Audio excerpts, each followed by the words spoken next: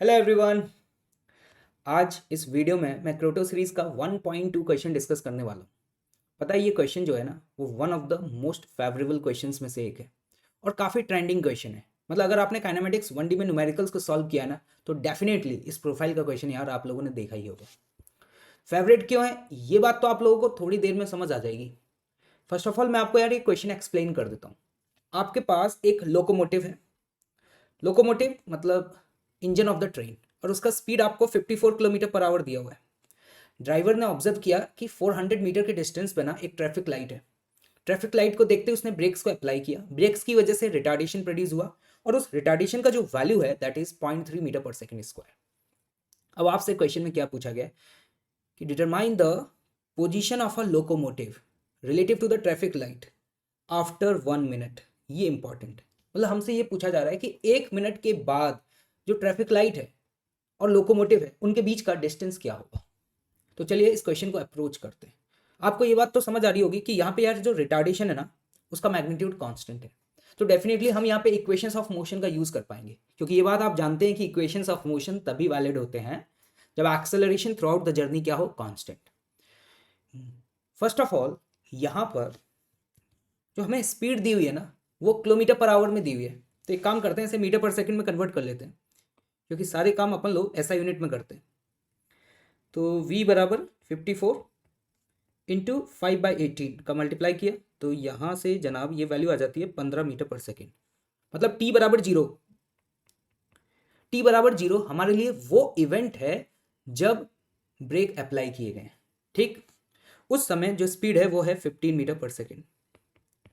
अच्छा, अगर मैं आपसे ये क्वेश्चन पूछूं कि ये लोकोमोटिव कितने समय बाद स्टॉप हो जाएगा तो उसके लिए हमें यहाँ पे यूज करना होगा first equation of motion v is equal to u plus at. यहाँ पे जो आपकी फाइनल स्पीड है वो जीरो, इनिशियल स्पीड है 15, रिटार्डेशन 0.3 मल्टीप्लाइड बाई टी। देखिए यहाँ से आपके पास टी की वैल्यू आती है 15 डिवाइडेड बाय 0.3। यस और नो? तो 15 डिवाइडेड बाय 0.3 तो ये हो जाएगा आपके पास कितना, 50 seconds. This is important. 50 second के बाद ना ये लोकोमोटिव जो है ना वो रेस्ट पे आ जाएगा और उसके बाद ये मूव नहीं करेगा। मोस्ट ऑफ द स्टूडेंट्स से पता है गलती कहाँ होती है, जब वो एस बराबर UT plus half eighty square लगाते हैं तो वहां पे टी की वैल्यू 1 मिनट पुट कर देते हैं। लेकिन एक्चुअली में 50 सेकंड के बाद ये लोकोमोटिव मूव ही नहीं करेगा, ये रेस्ट पे आ चुका होगा और इसका एक्सेलरेशन जीरो हो जाएगा। लेकिन हम क्या करते हैं कि जब टी की वैल्यू 1 मिनट मतलब 60 सेकंड्स पुट करते हैं तो उसके हिसाब से तो हम ये मान करके चल रहे हैं कि 50 से अगले 10 सेकंड तक भी उसके पास जो वैल्यू है ए की वो 0.3 होगी। लेकिन ऐसा नहीं होगा, इसलिए क्वेश्चन गलत हो जाता है। तो यहाँ पे 50 सेकंड्स के बाद एक्चुअली लोकोमोटिव मूव ही नहीं किया तो उन 50 सेकंड्स में उसने क्या डिस्टेंस चला वो हम कैलकुलेट कर सकते हैं। उसे कैलकुलेट करना है then we can use the second equation of motion, s is equal to u plus v divided by 2 multiplied by t. ठीक है भाई, u इनिशियल स्पीड जो कि हमें पता है 15, फाइनली रेस्ट पे आ गया 0 divided by 2 multiplied by time और टाइम की वैल्यू है 50। ये देखिए कैलकुलेट करके ये वैल्यू आ रही है हमारे पास 375 मीटर। मतलब पहले 50 सेकेंड में उसने जो डिस्टेंस ट्रैवल किया है ना बेटा, वो डिस्टेंस कितना ट्रैवल किया है, 375 meter. But this is not your answer. Answer क्या होगा, we have to find the distance from the traffic light और ट्रैफिक लाइट से जो डिस्टेंस है वो ये वाला होगा। टोटल डिस्टेंस 400 है तो हमारा जो आंसर होगा वो होगा 400 माइनस 375, मतलब our answer will be the 25 meter. Clear है बात? तो आंसर तो हमें समझ में आ गया कि 25 मीटर होगा।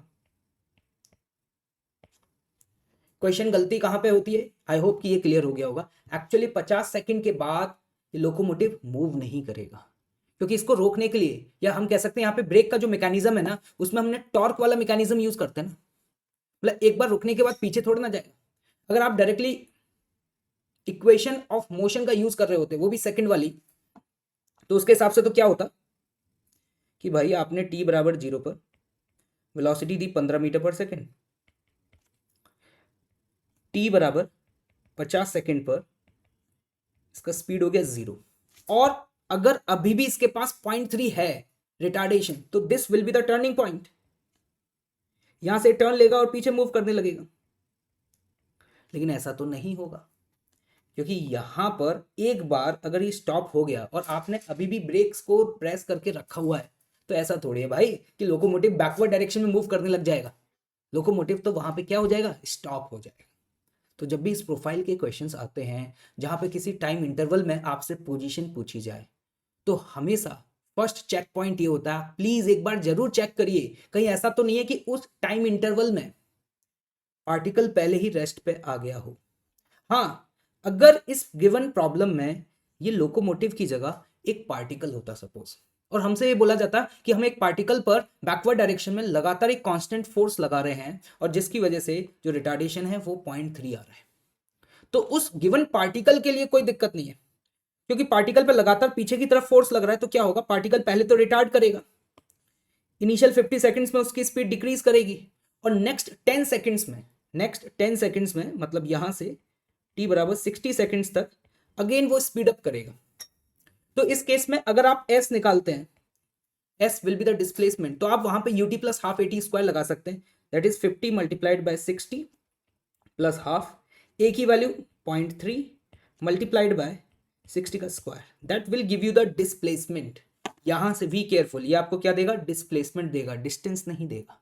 ये मैं बात जो कर रहा हूं ना अभी, ये आपको एडिशनल इंफॉर्मेशन बता रहा हूं। ये क्वेश्चन तो हमारा सॉल्व हो चुका है, क्वेश्चन का तो आंसर डायरेक्टली 25 मीटर आ गया। मतलब अगर ये पार्टिकल होता तो हम डिस्प्लेसमेंट इस तरीके से कैलकुलेट करते, और अगर हमें डिस्टेंस कैलकुलेट करना पड़ता तो हमें क्या करना होता, ये सबसे पहले ये डिस्टेंस और फिर ये वाला डिस्टेंस, ये दोनों अलग अलग कैलकुलेट करते और दोनों को मॉड लगा के क्या कर देते, ऐड कर देते। सो प्लीज बी केयरफुल, जब भी आपके सामने लोकोमोटिव, कार, मोटरसाइकिल इस तरीके के टर्म्स क्वेश्चन में लिखे हों और बोला जाए कि हमने ब्रेक्स अप्लाई किए हैं, तो प्लीज एक बार चेक जरूर करिए कि कहीं ऐसा तो नहीं है जिस इंटरवल में वो चर्चा कर रहा है उस इंटरवल में पहले ही कभी वो रेस्ट पे आ गया हो। क्योंकि अगर ब्रेक अप्लाई किए और एक बॉडी अगर एक बार रेस्ट पे आ गई तो उसके बाद वो फर्दर मूव नहीं करेगा, चाहे आप ब्रेक्स को अप्लाई करके ही क्यों ना रखें। Clear, done. कैसा लगा सॉल्यूशन, कमेंट बॉक्स में जरूर बताइएगा, बिकॉज आपके कमेंट्स मेरी हेल्प करेंगे सॉल्यूशंस को और बेहतर बनाने में, इसलिए आपका फीडबैक जरूरी है। Thank you so much.